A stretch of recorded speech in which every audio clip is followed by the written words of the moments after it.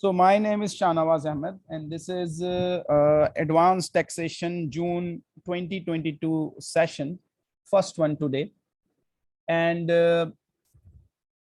as you know that, or you might know that from June onwards, from June 2022 till March 2023, there is a new Finance Act that is going to be applicable, right? So let's see what this paper is all about. First of all, as far as the syllabus of advanced taxation is concerned, this paper is an advancement of your previous taxation course in ACCA, and that course is TX, and this is advanced taxation. So those students who have already studied taxation exam or have some understanding of the taxation exam, obviously they have the benefit.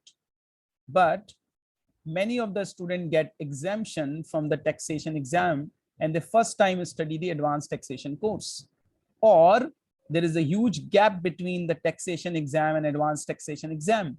So it's very difficult that a student might remember or recall what they have studied already from the TX exam. But this particular TX exam is entirely included in our advanced taxation course. So let's discuss what is in the course and the other details about this syllabus. Then at the end, I will allow you to ask questions about this session. Okay. So this particular syllabus builds on the basic knowledge of core tax areas from the earlier exam, as I told you, the F6 exam, and introduce some new items for the advanced taxation exam, such as the stamp taxes. As this is an optional exam, so the requirement is that you must know the basic tax knowledge as well as some extended knowledge about what are the areas, that is income tax, corporation tax, capital gain tax, inheritance tax, and as well as the overseas taxation issues, some trust tax related issues, and additional exemptions and additional reliefs. So basically there are 5 elements in the course.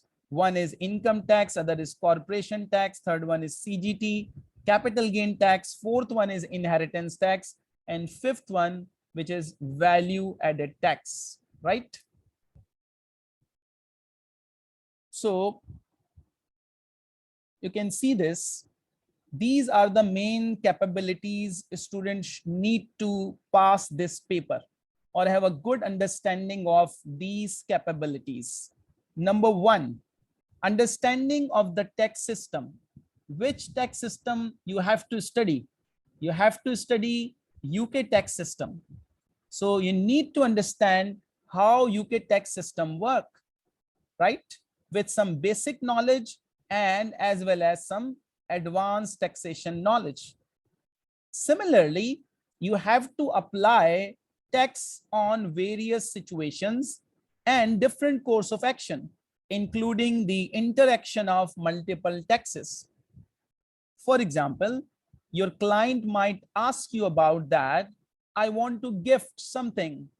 So will you advise me that what is the suitable time of gifting the asset where I can minimize my tax liability?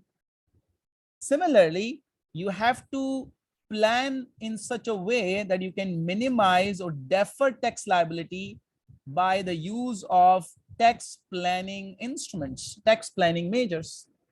Now, there are so many things in the syllabus through which either you can minimize your liabilities or you can defer the tax liabilities for a given period of time, right? So in the planning part, examiner might ask you about that, how to minimize the tax liability of your client, how to get benefit against the deferral of tax, which is very important in the syllabus. The fourth thing is you have to communicate with your client. You are dealing on behalf of your client.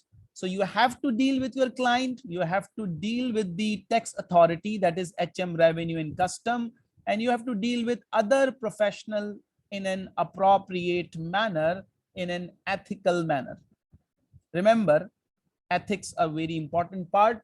You have to deal in such a way that you must remain ethical in all your dealings with your client as well as the tax authority. So this particular paper is all about the tax system, the interaction of multiple tax system, the domestic tax system, the overseas tax issues, and tax planning measures. Very important for the exam.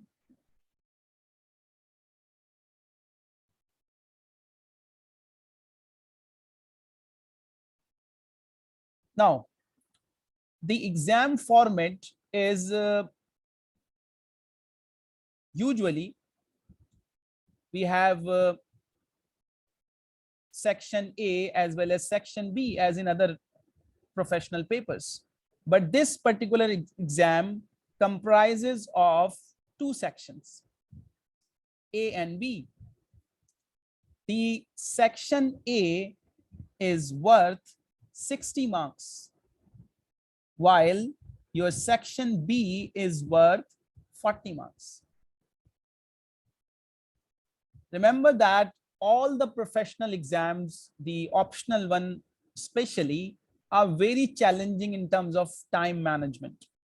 And most of the time, students who are not able to get passing marks or just get close to the passing marks, the main reason behind that is poor time management.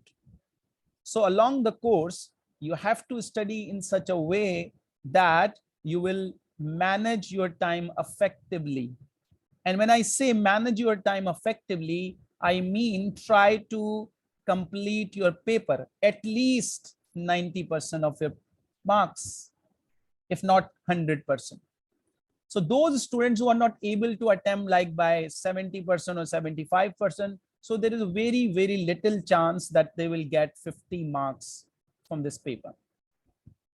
So when paper is challenging in terms of time management, you have to study accordingly. Now, all the questions are compulsory, whether they are in A and B. In section A, we have two questions. So section A comprises of question number 1 and question number 2. And the first question is always a challenging one because it's worth 35 marks alone. So 35 marks means you will get a very huge amount of data, huge amount of information, and you have to extract the relevant point, the relevant marks from that particular data. The second one, not that huge as compared to 1, is worth 25 marks respectively. So 35 plus 25, total is 60 marks from section A. Means majority of the paper is based on these two questions. And an important thing is that the question number 1 will include 4 professional marks. You can easily score these 4 professional marks. I will tell you how, if you have a structured approach of answering the question. And as well as 5 marks will be available for discussion of ethics, which is usually in section A. So 5 marks for ethics and 4 professional marks. These 9 marks you have to target, not that difficult. While in section B, we have 2 questions and the weightage is 20 marks each. Both these questions are not that tough when you talk about the length of the question. But remember that the entire syllabus is important. We cannot say that one part is important for section A, another part is important for section B. And section A question comprises of multiple text issues in a single question. But section B type question usually comprises of 1 or 2 different topical exam question. topics, right? So this is the exam format. And as I told you that the first question from section A is always a challenging one. And in this question, the requirement is that you have to deal with different issues, as well as you have to present your answer in an appropriate format. That is, sometimes you have to prepare a report, letter, a memo, or meeting notes as part of your answer.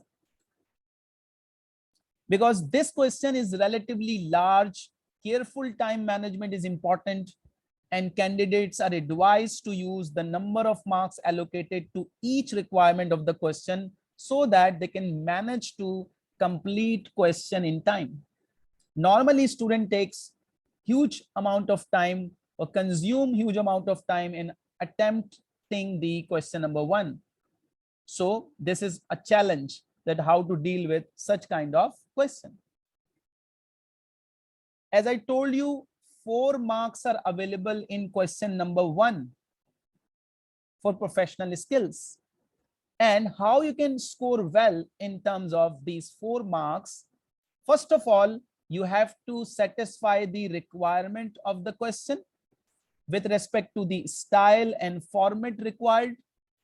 And further marks are available for providing clear explanation when you are talking about theoretical issues.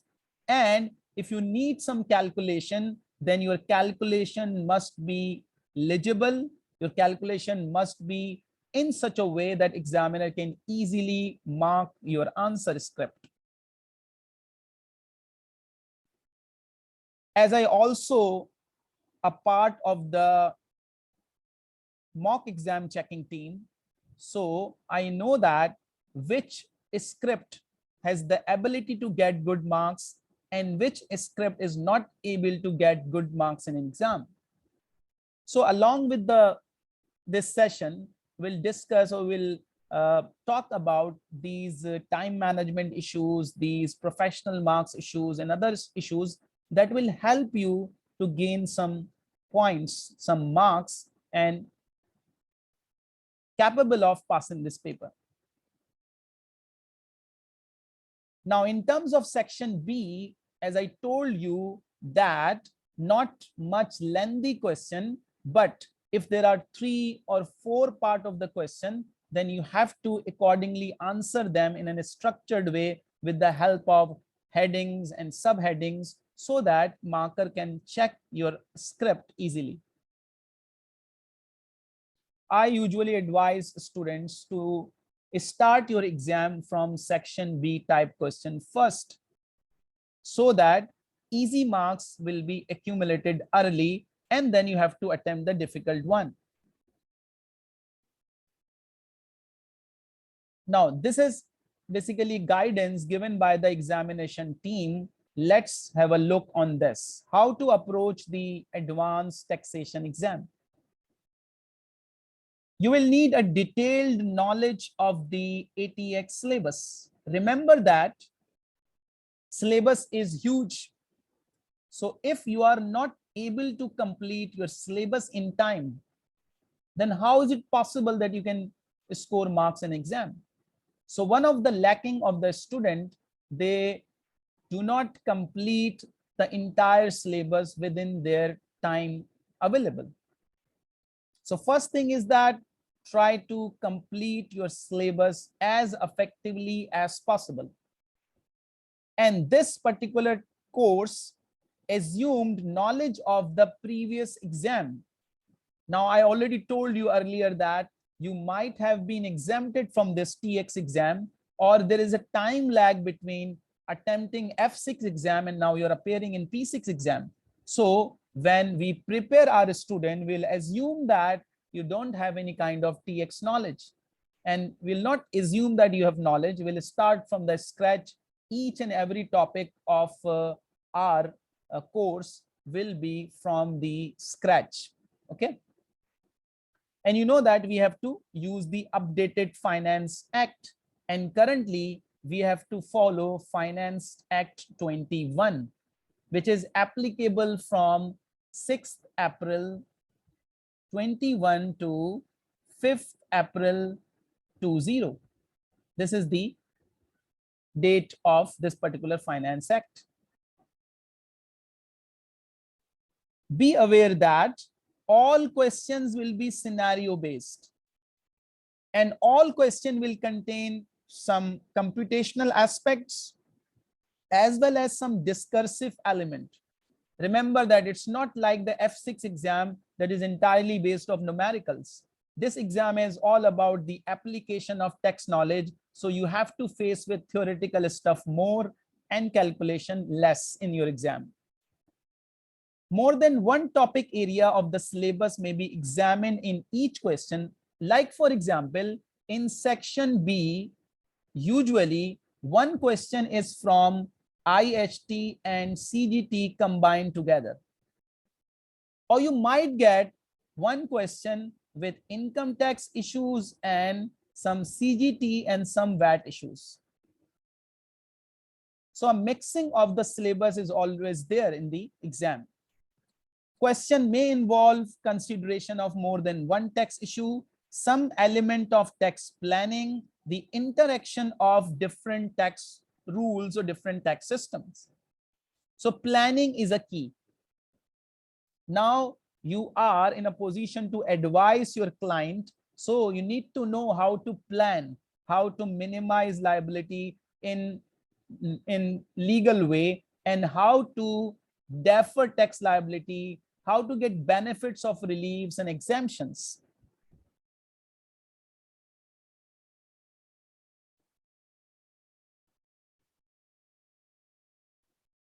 We always advise our students to read the examiner reports so that you have an idea about that what previous students have done with their exam, what wrong, what positives. So I have highlighted few points from an examiner report.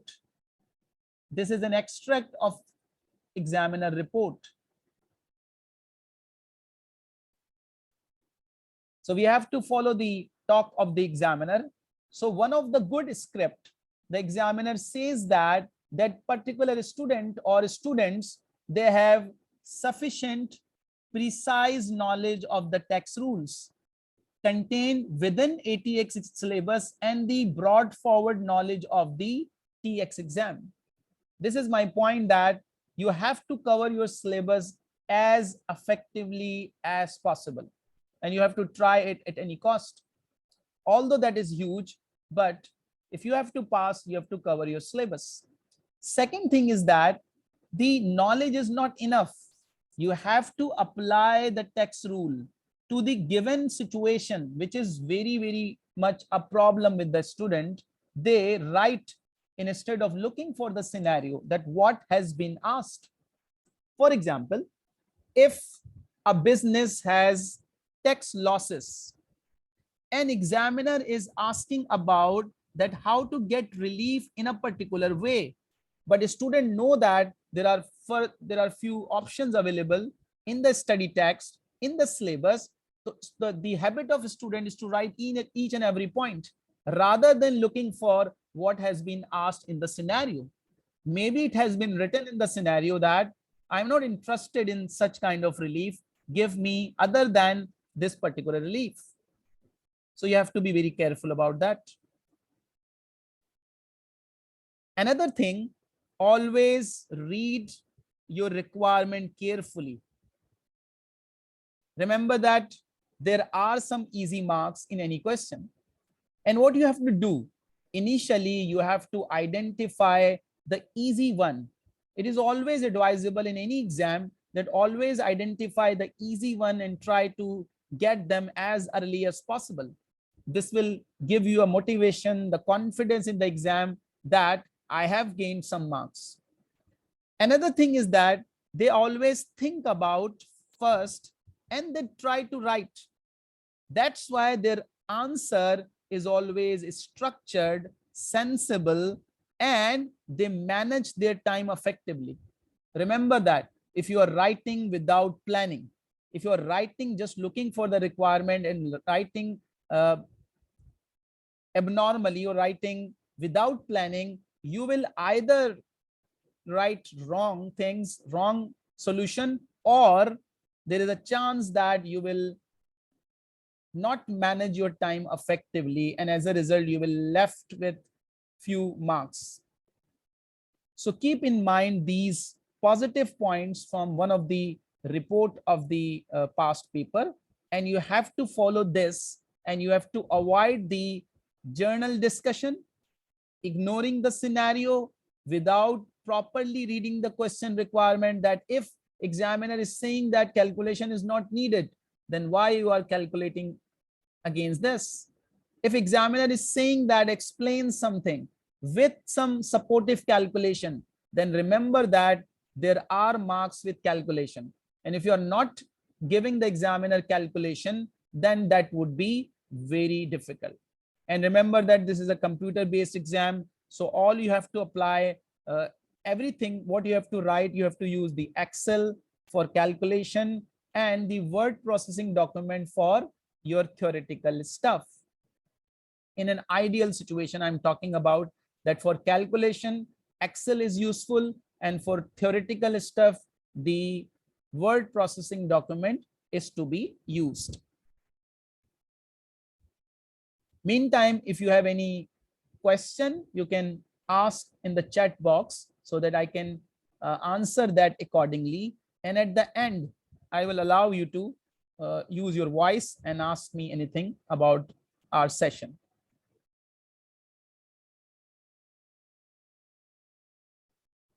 Now, there are some tips given by the examination team, which is we are already discussing about that.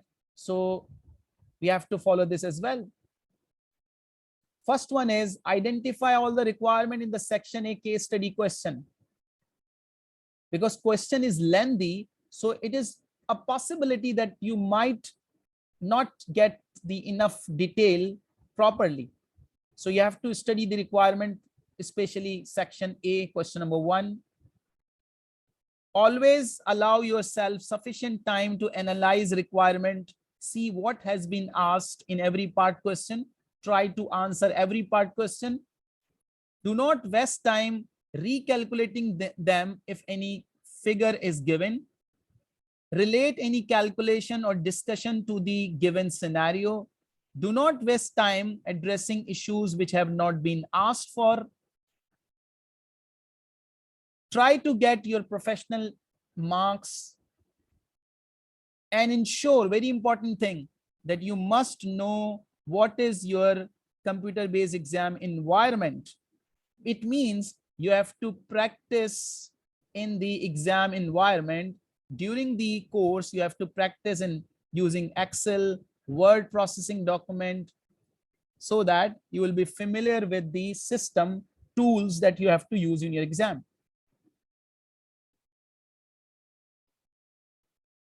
Now looking towards the previous past results, you can see this particular professional exam, advanced taxation, is not that pathetic when we compare with APM and advanced audit and assurance.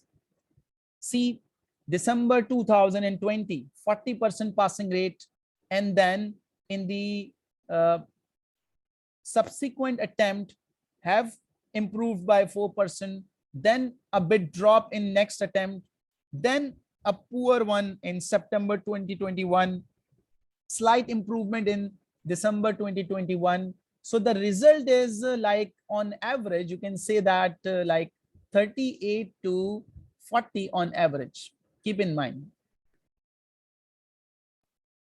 So it means that the exam is challenging in terms of two issues. First one, huge syllabus, the lengthy syllabus, lots of calculation, lots of theory, and the time management thing. What you have to do, you have to first of all memorize all the tax rules given in the exam, in the syllabus, in your study tax or in your notes. The resources that we have to use, let me guide you about the resources that in order to pass this exam, the kind of resource which you have to use regularly is, first of all, if you are taking lecture from any teacher or any college, that is the prime importance. And then the notes provided to you by your course provider, by your teacher, then you can accompany that with a good study text. I'll usually refer that go for Kaplan. It's good one you have to use. And then the past paper, which is available in the Kaplan revision kit or BPP. I'll refer Kaplan revision kit. All the previous past papers, updated past papers will be available to you in the Kaplan revision kit. And along with the technical articles on ACCA website with respect to different taxation rules.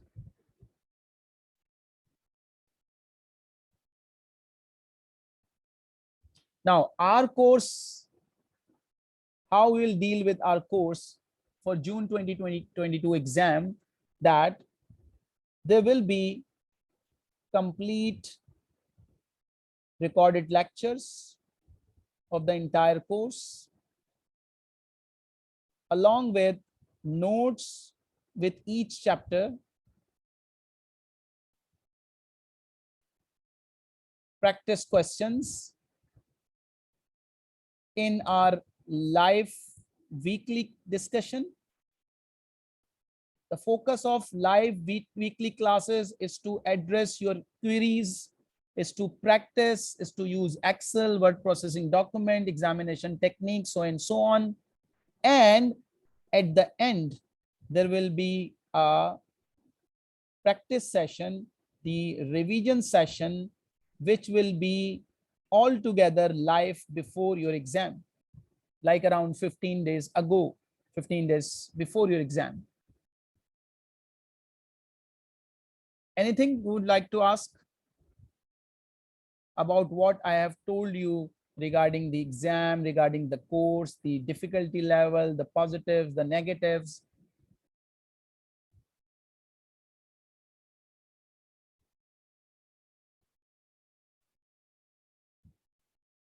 If any student is reattempting this paper, the student has to identify the weak areas, problematic areas, and student has to discuss with the tutor that why he's not successful in the previous exam. Because if you are not able to identify your weakness in the previous exam, then it will be difficult to pass again in the next exam.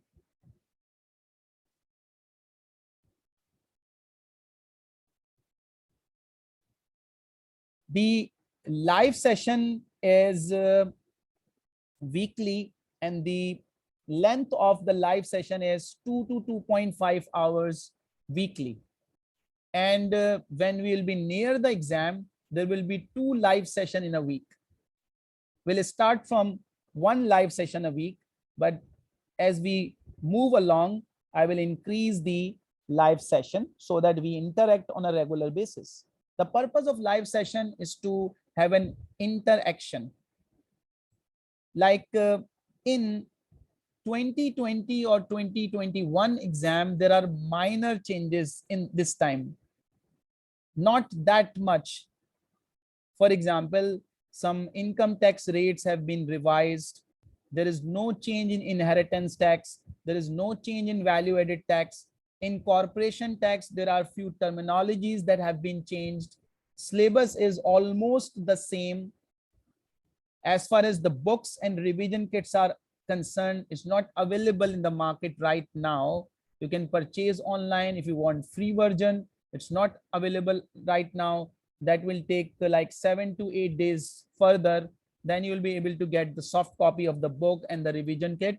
So, but my notes, I'm updating it on a regular basis. So my notes are up to dated with the Finance Act 2021. But this time we are lucky in the sense that not that much changes. So those students who are preparing from the last Finance Act, don't worry about that. You don't need to change yourself much. Anything else you want to know?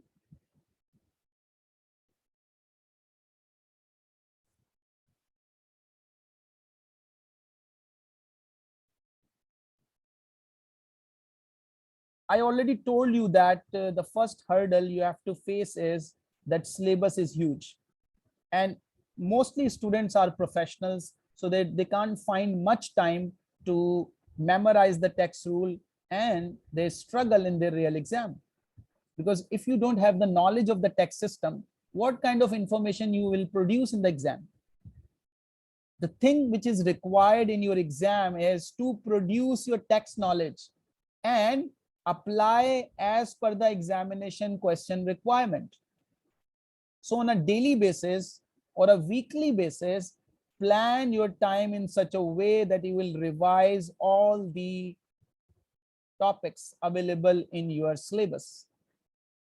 And remember that few topics have high weightage as compared to, like, value added tax is not that much in weightage as compared to income tax or corporation tax. So some topics are tested on a regular basis and some topics are tested on an occasional basis. But always remember that coverage of 100% syllabus is advisable.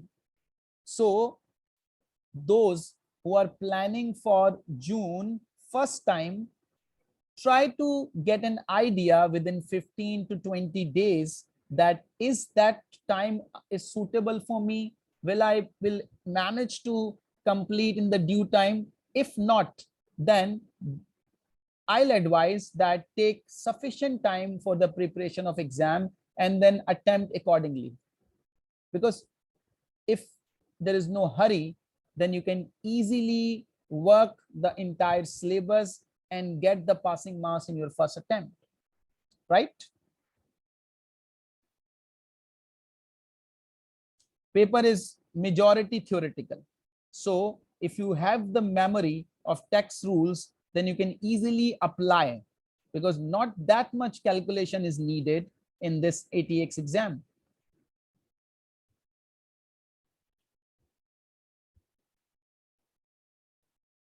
Now let me show you one of the kind of the examiner report in which you can see that what kind of questions usually tested in real exam.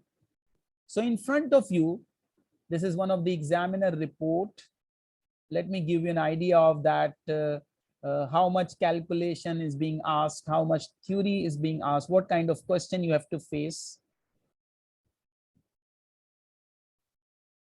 Now see, can you see this question? Part B, which says explain. Now, this is a typical type of question. See, explain, but with supporting calculations. Now, when it says explain or discuss or address, you have to find out what tax issues they are talking about. The tax implication for both D and T if D repay the loan on 30th April rather than on 30th June. 5-mark question. So in this particular question, you have to explain, first of all, the tax rule of repaying the loan earlier rather than on 30th June. And if there is any calculation in between, then you have to apply calculation as well. Similarly, again, see the next one, the same one, explain with supporting calculations. Now, in this way, which of the two alternate for providing assistance with travel costs will produce the overall lower cost for D? 8 marks. Now, there are two options available. You have to identify the cheapest option. So you have to calculate which one is the cheapest. So calculation is also needed and explanation is also needed here. Now, see here, state with reasons the due date for the company's tax return and the implication of filing late return. Now, in this particular 3-mark part, there is no calculation needed. If you know when a company has to pay, when a company has to submit corporate tax return, you can easily score 1 mark, right? And if you're not able to file on the right time, then what kind of penalty you have to pay? What are the consequences for that? Do you need to pay any kind of penalty? Is there any severe kind of penalty available? If you know that, you can easily get marks.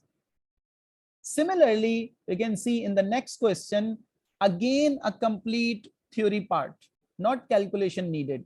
State the relief available against loss relief on the assumption that A does not wishes to carry forward any of loss. This is the disclaimer. Like, this is the disclaimer that you don't need to discuss this carry forward rule. Just focus on other rules.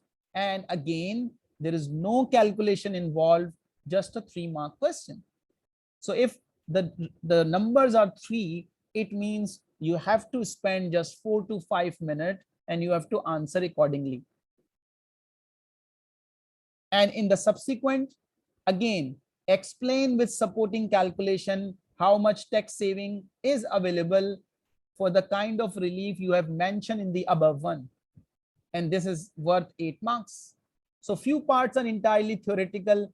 You can't find, in a very rare cases, the entire numerical part. It's always explanation, calculation, or the journal explanation everywhere. Okay. So practice is the key. And within the time management, if you are able to practice and use the CB platform, which is given in your exam portal, or you can access there.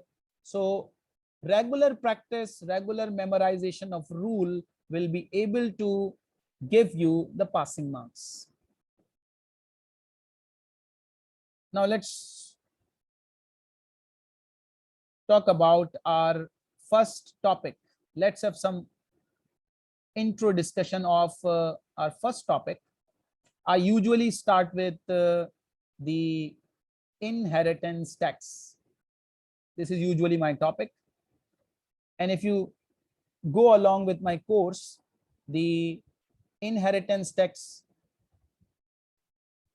is already covered there. So you can use the recorded lectures. And in the live classes, we will apply our knowledge of the rules from the revision kit. So it's very important that you will start working straight from the day one. Start using the notes, start memorizing the rule, practicing few examples, and then apply your exam knowledge on the revision kit.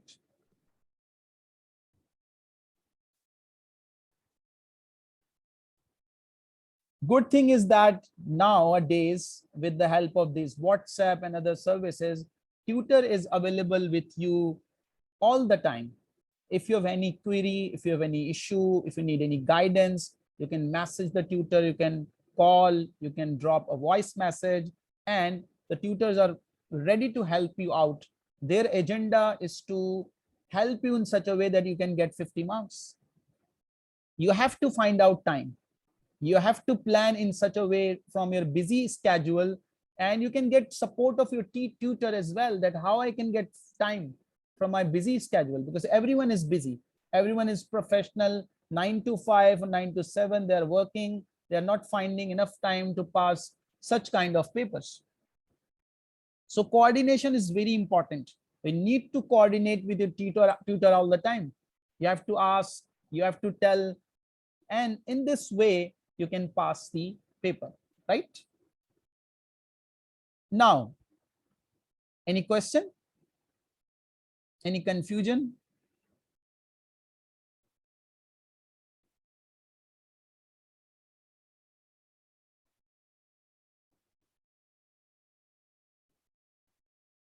If not, then let's have a brief discussion about our first topic, that is called inheritance tax.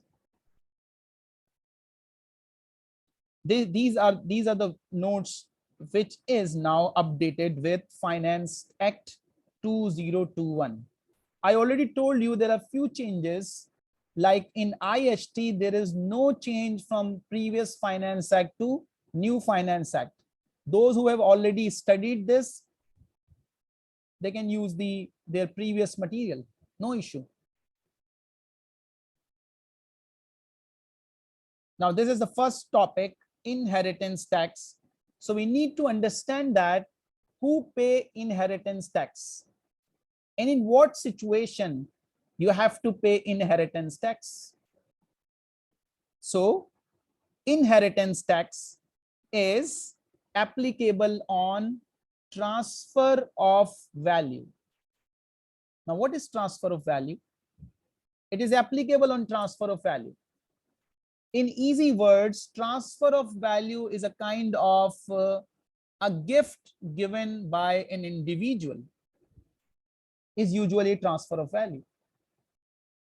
So IST is applicable when there is a transfer of value, means from your pocket something is transferred to another one, and transfer of value of something which is called a chargeable property by a chargeable person. This chargeable person is usually is an individual, that an individual is making a transfer of value that is a gift to another individual or a trust or any kind of person, right? So IST is applicable basically on transfer of value in the case of gift. What is a transfer of value then? Transfer of value is a gift of any item which results in reduction in the value of the person who is giving the gift, that is called the donor. For example, if I am giving a gift to my daughter or my brother, then obviously there is a reduction in my estate value. This is called transfer of value. And this transfer of value, if you have to count this in the form of a gift, this must not be against any kind of consideration. This is a kind of free thing, right? Now, it's very important that you know that we are studying the tax rule of UK, right? So tax rules are applicable on an individual who is resident in UK, as well as we have to see the domicile status as well.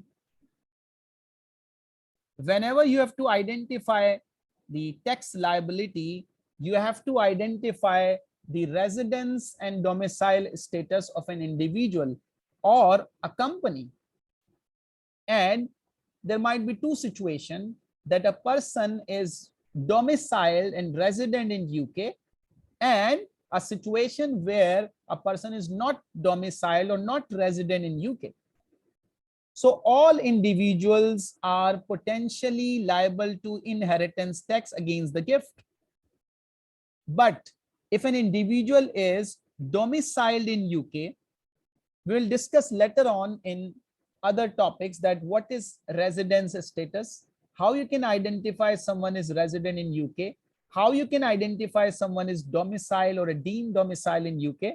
But for the time being, assuming you know that someone is domicile in UK and that person is liable to pay inheritance tax, not only for UK assets, but for their global transfer of value. And this is a general rule that if a person is domiciled in UK, then he or she has to pay tax on their worldwide income, their worldwide gain, and their worldwide assets. And if someone is not UK domiciled, but having a different domicile, but have some transfer of value in UK, then they are generally liable for those UK assets only, not for the assets which are located overseas. So we will see how to deal with the overseas transfer of value, how to deal with double taxation issues, how to deal with domicile status later on in this inheritance tax topic. So first of all, what you have to see, the status, then identify transfer of value, and then you have to identify the relevant inheritance tax. Now, IST is applicable on lifetime gifts. First of all, let me classify it first. Applicable on lifetime gifts and as well applicable on death estate. When a person die, then the belongings has to transfer among the relatives, among the like daughter, father, sister, brother, husband. So that is called death estate. And if a person is giving gift in his life, that is called lifetime gifts. So first of all, we will classify all lifetime gifts as either it is called a potentially exempt transfer, which is called PET, or sometimes it's called a chargeable lifetime transfer, which is called CLT. This classification is very important. Why? Because some gifts are exempt at the time of gift and some are taxable. So you need to identify what kind of lifetime gifts are exempt and what kind of lifetime gifts are taxable. So remember that if your gift, lifetime gift, falls in this category, this is exempt at the time of gift. And if your gift falls in this category, which is a chargeable lifetime transfer, this is not an exempt transfer of value. Means you have to pay tax, and either the person who is giving the gift, which is called donor, or the person who is receiving the gift, that is called donee, has to pay tax. They have to mutually decide. If donor is agreed to pay, then there's no need to pay tax by the donee. If donor is not paying, then donee has to pay the relevant IHT. So what we have to learn? We have to learn how to calculate income IHT or inheritance tax liability on this chargeable lifetime transfer. But how you will distinguish between this potentially exempt transfer or chargeable lifetime transfer? So we have to classify that. How you can classify that a gift during lifetime is called potentially exempt transfer? So a pet is a lifetime gift made by an individual to another individual. This is a sign. An individual is making a gift to another individual. For example, the person who is giving the gift is father to his son, to his daughter, to his brother. These kind of gifts are usually called potentially exempt transfer. So with this kind of classification, the original assumption is that gift will be exempt for IHT purpose. There is no IHT at the time of gift. Then why it's called potentially exempt transfer? Why not it's called exempt transfer if that is exempted? Because sometimes a potentially exempt transfer becomes a taxable one, and for which you have to see the death of the person that has made this potentially exempt transfer. So for example, the date of gift is suppose 1st January 2018. This is the gift, date of gift. So there will be no tax in the year 2018. Now we have to see that after making the gift, when that person, the donor, has died, if the donor survived more than 7 years from making the gift, this potentially exempt transfer becomes fully exempt and is ignored for IHT purpose. Then what is the rule then? You have to see 7 years. If donor die within 7 years of making the gift, then this potentially exempt transfer becomes taxable at the time of death. But if donor survives 7 years after the date of gift, then there will be no IST consequences on this potentially exempt transfer. And this is the kind of benefit that if you are making a PET, then there will be no tax at the time of gift, or there is a chance that there might be no tax at the time of the death of an individual. Got it? Any question? Look how closely I am talking about the tax rules. So for each rule, you have to be like reading or understanding or memorizing each and every point so that you will not miss the marks in the question. And remember, you have to memorize all along. And there are 20 plus chapters given in the study text, huge syllabus. So if you're not able to regularly revise or memorize, then that would be a tough one for you. And I already told you that passing rate is around 40% on average. So a good tutor alone is not enough. You have to interact with your tutor. You have to put your effort, and then you will be able to pass. Right? So the conclusion of discussion is that if there is a potentially exempt transfer, at the time of transfer, there is no tax, but then we have to see the death of the donor. If donor die within 7 years, the tax is applicable. And if donor survives 7 years, the tax is not applicable. Now, my question, if donor die within 7 years, suppose after 4 years, 5 years, or 3 years, who will pay the tax at the time of death?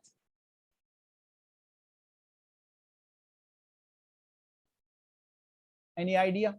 Just guess, use your brain. Who will pay the tax at the time of death if it is taxable?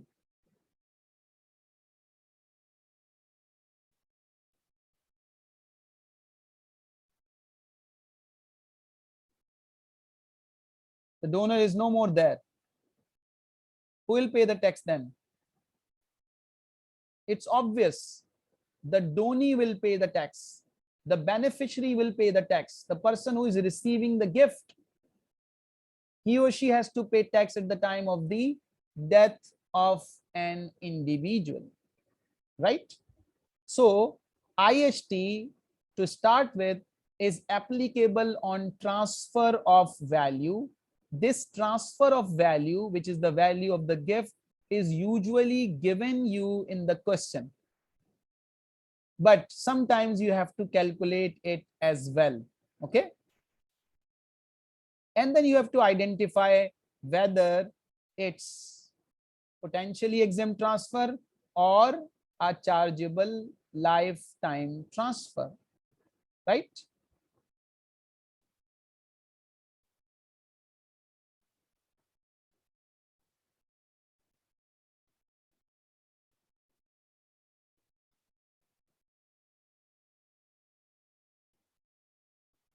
Your question is how this potential circumstances occurs within those 7 years. Are there condition to it as well?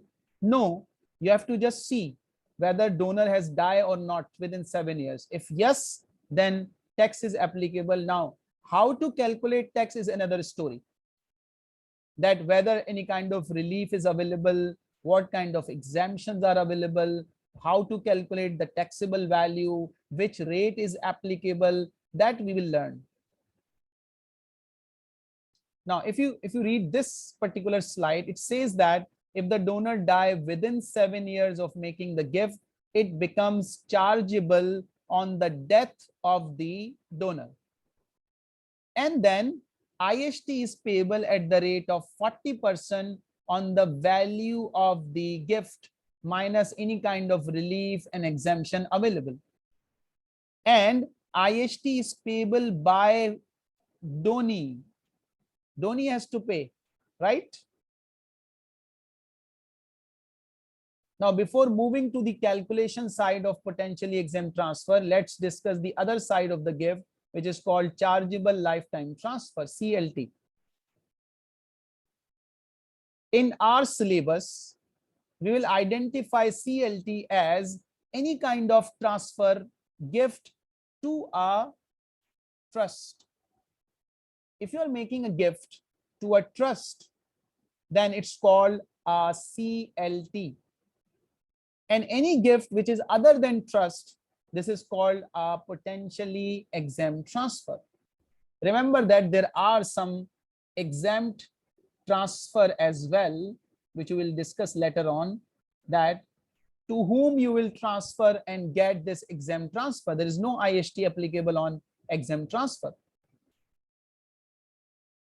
Like for example, if husband is transferring gift to wife, or a wife is transferring gift to a husband, not usually possible, not usually. So from husband to wife, from wife to husband, it is 100% exempt. We'll not call this as a PAT or CLT. This is 100% exempt. You will see the list later on in my slide. These are the lifetime exemptions, the annual exemptions, the marriage exemptions, the small gift exemptions, the normal expenditure out of income. So we have to study the political party exemption, the charity exemptions. So there are lots of exemptions, especially this one, the annual exemption, very important. But before discussing all these stuff, let's discuss something about the chargeable lifetime transfer.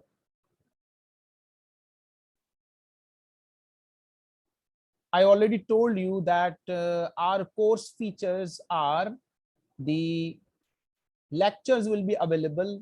You can work along with your pace accordingly, what time is available, and then try to complete as early as possible each chapter, so that when I discuss in the live class, if you have any confusion in your mind, you can ask directly in the live class, or you can ask through WhatsApp, right?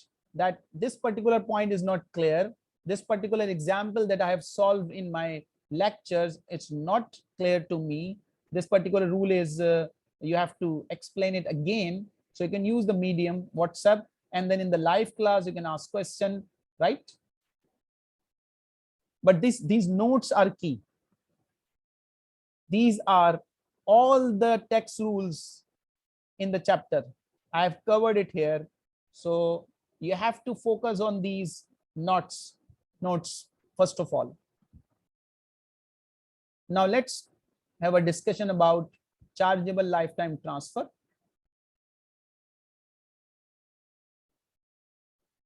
So I told you that how you'll identify that it's called PAT or CLT. If there is any kind of transfer of value to a trust, it is called chargeable lifetime transfer. And how it is different from potentially exempt transfer. The thing is that this CLT at the time of transfer, it is taxable. It is not exempt. It is taxable. Now, question is that who will pay the tax? So either donor will pay the tax or the donee will pay the tax. In this situation, the donee is the trust. So either donor will pay the tax or donee will pay the tax. Now, let me show you one thing, that a tax sheet will be provided to you in your exam. Let me identify first the text sheet. Give me 1 minute.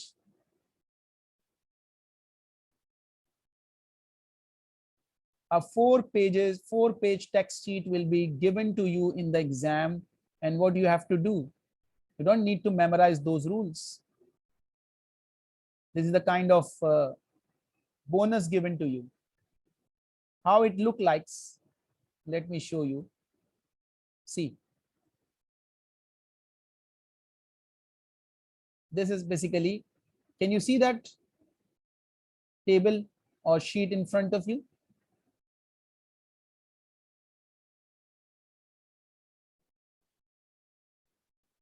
You can see there are some income tax rates given, there are some corporation tax rates given, the residence status has been given.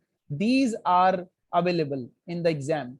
So don't need to memorize those rules which are already given or will be provided to you as well. Now you can see here, where is my IST? You can see this is my IST. Let me highlight. This is the section about IST, some brief information. Now see, rate of tax on lifetime gift. So a potentially exempt transfer is not taxable, and lifetime, which is a CLT, the rate is 20%. And death rate, which is 40%, means the double the rate of lifetime gifts. So you can use this in the exam and try to identify the relevant information. So we're discussing about the chargeable lifetime transfer, that at the time of transfer, it is taxable. Donor has to pay tax, or donee, they have to mutually decide. But if there is a death of donor, like in case of potentially exempt transfer, there is a death of the donor, what would be the consequences then? Then we have to see the 7 years rule. If donor die within 7 years or after 7 years, we have already applied this rule to PET. So if donor die within 7 years, then further IHT is payable.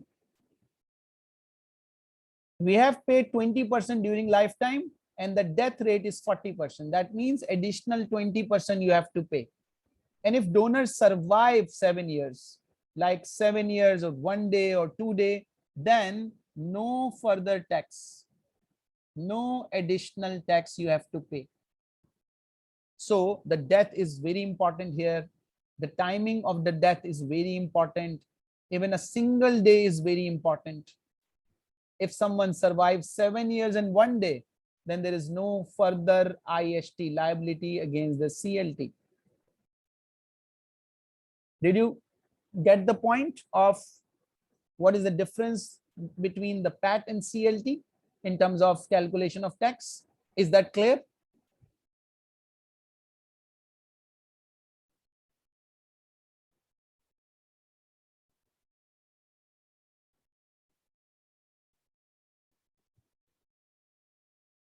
Now, the most important thing now is the format through which you can calculate the value on which you have to apply the 20% tax rate or the 40% tax rate. So this is a kind of like a pro forma. You can see here, this is a pro forma for the calculation of the tax on CLT. So you can see that here, first we have to find out the transfer of value, which is the value of gift usually. If you are lucky enough, that will be given to you in the exam. If not, you have to calculate. So suppose that it has been given. Okay. Then you have to deduct any kind of inter-spouse exemption. I already told you that inter-spouse exemption is, there is no tax on inter-spouse exemption. So if transfer value is entirely inter-spouse, then there will be no further calculation. And then you have to find out the other exemption as well, like annual exemption, like marriage exemption. And after deduction of that exemptions, if there is any surplus, if there is any amount, that particular amount is called chargeable amount. This is chargeable for tax purpose. But in this chargeable amount, we'll deduct one kind of relief. And after deducting the relief, we'll get the taxable amount. So if, for example, My transfer of value is 100,000. Suppose 3,000 is my exemption, 97,000 is chargeable amount. And if my relief is more than 97,000, then there is no taxable amount. And if my relief is, which is NRB, we'll discuss later on, suppose it is 30,000, then the leftover amount is 67,000 taxable amount. And we have to apply the tax rate during lifetime. Now, I told you that the tax rate is 20%, and in the tax sheet, the rate was 20%. But there is a difference that who is going to pay tax? I already told you tax is to be paid by either donor or donee. So the rate has been given to you as per the donee. If donee pay tax, the rate is 20%. But if donor pay tax, the rate becomes 25%. So there's a difference that who is going to pay tax. If donee is paying tax, you have to apply 20%. If donor is to pay tax, then you have to apply 25% tax rather than 20% tax. So first of all, you have to practice this pro forma. You have to identify transfer of value. Then you have to understand exemptions, then chargeable amount. Then you have to understand this NRB, a very, very important concept. That what is this NRB? And then taxable amount, find out the suitable rate, and then you will get the IHT payable. This is IHT payable. So we have to work with all the information available, that how we can find out transfer of value, what kind of exemptions are available, what is NRB, when it is available, when it becomes zero, so and so on. Any question?